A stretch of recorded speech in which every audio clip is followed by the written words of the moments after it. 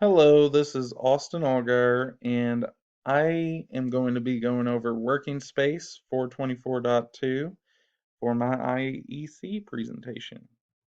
And what I'm going to be going over is the history of working space in the code book. So in the 1993 NEC, there was two separate code sections, 110.16 for working space and 384.4 for equipment space. So with this, there was two different code panels working on these, which obviously when you have more than two sets of people working on something can create some issues.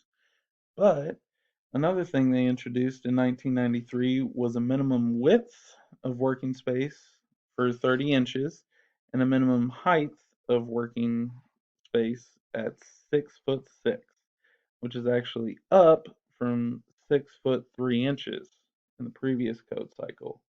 They also, with illumination, got rid of an exception that allowed no lights for a 200 amp or less panel in a residence. And then in the 1996 NEC, you can now mount similar depth equipment, meaning disconnects, panels, troughs, stuff of that nature. And they also have a 30-inch depth behind larger equipment when you need to work on uh, that equipment de-energized. Also, condition 2 in the table instead of condition 3 can be used for replacement work, meaning if you're changing out a bunch of machine or motor control cabinets, you can use condition 2. And then 384.4 now includes dedicated space above equipment up to 25 foot or the ceiling, whichever comes first. Within this zone, foreign equipment is not allowed, and now outdoor equipment has to be rated for the use. In the 1999 NEC, 110.16 and 384.4 are combined into 110.26, and transformers are allowed 6 inches past the footprint of other equipment. The reason they're doing this is because imagine trying to work on a panel and you've got a 30-inch deep transformer right below that. That's going to be a nightmare. And there's also the dedicated space above equipment is now down to 6 foot from that 25 foot. 110.16 F1B allows foreign equipment if it's adequately protected from leakage, drainage, that sort of stuff. In the 2002 NEC, 110.16 is used to require arc flash ratings on equipment. And 110.26C has requirements for egress, and that requirement is that there's one entrance of sufficient area. And then 110.26B2 has egress for larger equipment. When I say larger equipment, I mean equipment that is 1200 amps and 6 foot wide. So like a switchgear, for example.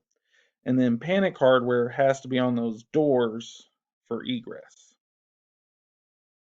And then in the 2005 NEC, now large equipment is just 1200 amps or more. They don't care about that 6 foot width. And then in the 2008 NEC, they add that 6 foot width back. And the reason they're doing this is because they were running into situations where they've just got a small piece of equipment that has that 1200 amps, and they're still having to put two pathways of egress, which nobody liked. And then doors should open in the direction of egress, which just makes sense.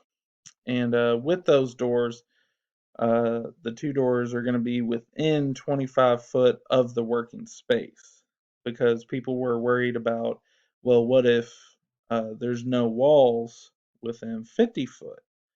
And they didn't want to have to put the panic hardware on those doors that are way out there.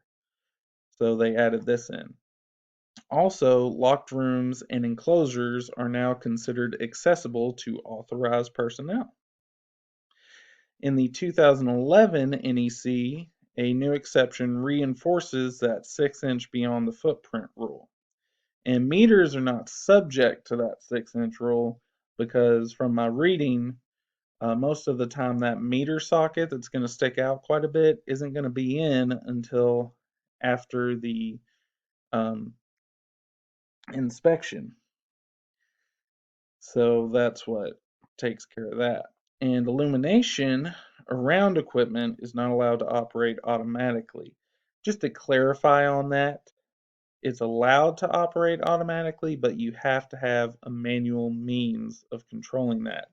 Because imagine being in a 40 cal suit with your visor down and all of a sudden the lights go out while you're working on a motor control cabinet. That's just not fun for anyone. In the 2014 NEC, now the panic hardware has to be listed, and the reason for that is they were running into crappy panic hardware. And imagine trying to exit an arc flash situation and the door doesn't open properly. That's just no good for anyone. And now you need that panic hardware at 800 amps at least, which is down from the 1200 amp requirement earlier. And equipment and working space is now going to be enforced outdoors. And 424.66a and b were added for duct heaters. So in the 2017 NEC, the change was that 424.66 got brought in to 110.26a4 limited access, and they actually expanded on those duct heaters. That way they could include more types of disconnects. And then in the 2020, the one we're working on now, there's several additional information notes throughout. And large equipment now includes service disconnecting means that